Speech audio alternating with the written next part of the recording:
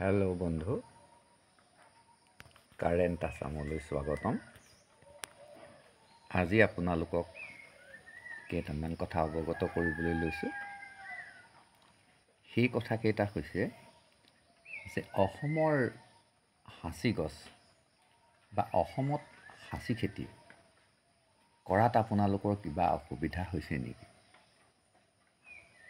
প্ৰথম কথা হৈছে এনেকুৱা যে সাঁচি গছটো হ'ল এটা অৰণ্যত নিজে নিজে হোৱা খেতি। যেনেকৈ প্ৰথমাৰ্ধত আমাৰ এই জীৱ জন্তুবিলাক বনৰীয়া আছিল, কালক্ৰমে সিহঁতক আমি ঘৰচীয়া কৰি ল'লোঁ। ঠিক তেনেকৈ এই সাঁচি খেতিটো আছিলে বনৰীয়া এই সম্পদ, কিন্তু তাক আমি এতিয়া আমাৰ দখললৈ লৈ আহিছোঁ আৰু আমি সিহঁতৰ এই উদ্ভিদবিধৰ খেতি কৰিবলৈ লৈছোঁ। এতিয়া কথা হৈছে এনেকুৱা ধৰণৰ যে এই গছবিলাকত আমাৰ কিছুমান লোকচান হৈছে যে আমি মহামূল্যৱান আগৰ বা আঁতৰ প্ৰডাক্ট কৰিবলৈ যাওঁতে আমাৰ অসুবিধা কি হৈছে, আমাৰ কিছুমান অংশ পেলনি গৈছে। ধৰক এই গছডাল দেখি আছেনে? এই ডালটো সাঁচিডাল হয়, ইয়াক পেলাই থৈ গ'ল। কিন্তু ইয়াক পেলাই থৈ নগৈ এই ডালটোতো আগৰ তৈয়াৰ কৰিব পৰা স্ক'প আছে, যিটো আমি অৱহেলা কৰি আহিছোঁ বা আমাক কোনেও পৰামৰ্শ দিয়া নাই।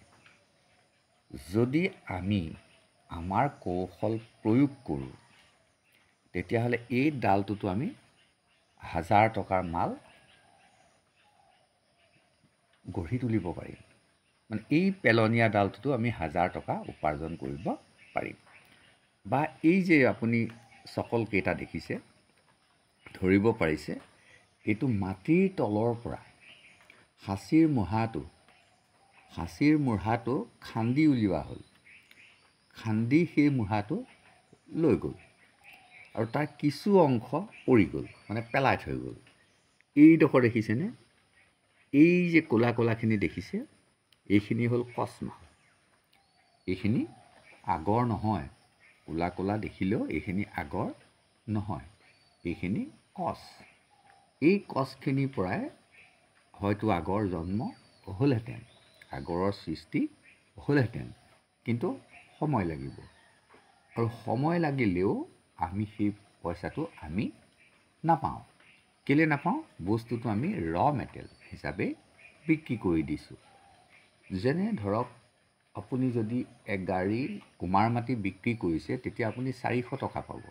সৰু গাড়ীৰ কথা কৈছোঁ।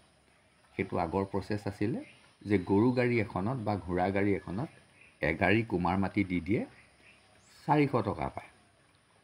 আৰু সেই কুমাৰ মাটি গাড়ীৰ পৰা যিজন কুমাৰে মাল বনাব, টেকেলি ঘট কলহ মাটি চাকি বনাব, তেওঁ আকৌ হয়তো 10,000 টকা পাব, কাৰণ তেওঁৰ মেহনতিখিনি সোমাই থাকিলে।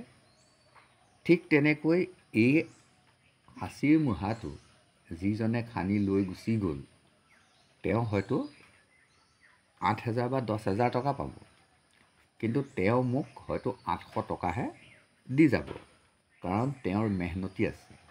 আৰু তেওঁ যিমানখিনি মেহনতি কৰি যিমানখিনি মাল উলিয়াব, সিমানখিনি মেহনতি কৰিবৰ কাৰণে তেওঁৰো সময় নাই, কাৰণ তেনেকুৱা অসংখ্য মূঢ়া তেওঁ পায়। গতিকে তেওঁ কি কৰিছে, একেবাৰে ভালৰ ভালখিনি লৈ গুচি গৈছে আৰু বেয়াখিনি পেলাই থৈ গুচি গৈছে। বা ভালৰ ভাল মূঢ়াটো তেখেতে কিনে আৰু অলপ বেয়া দেখিলে সেই মূঢ়াটো নিকিনে। ফলত কি হৈছে? অপচয় হৈছে।